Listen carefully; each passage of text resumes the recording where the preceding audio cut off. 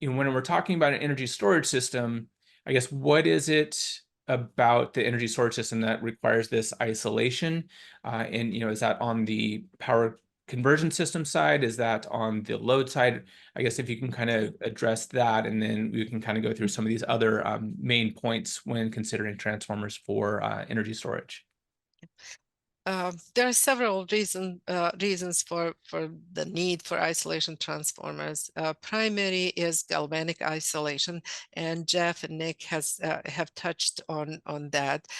Basically, the other transformers are just continuous winding, so there is no isolation for galvanic isolation. The windings, primary and secondary windings, regardless of how many of primary and secondaries, have to be galvanically separated. So there is no contact between the two or between any windings within the transformer, regardless of those windings being in the same common magnetic field and actually performing the function as they are. It's still galvanic isolation.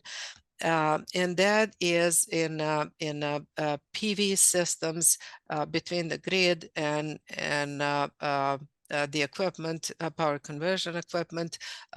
Again, as I said, several reasons. One being galvanic, the other safety compliance, then grid compatibility, noise reduction, grounding flexibility, equipment protection, limiting the overcurrent protection, and acting as a overcurrent limit in that point in that function.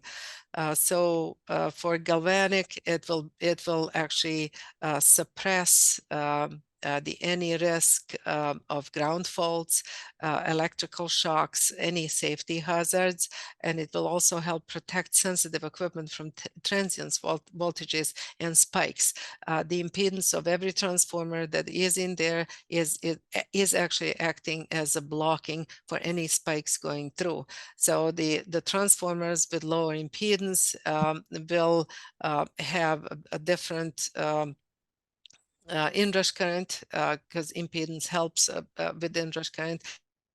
And there are sometimes transformers that are purposely designed to have very high impedance to suppress the inrush and also to suppress the harmonics. That impedance of the transformer will play a big role in there. So for safety compliance, in a lot of regions, utilities will require and the electrical codes will require to have that galvanic isolation. And in order to establish the compliance with standards, it will require the use of isolation transformers.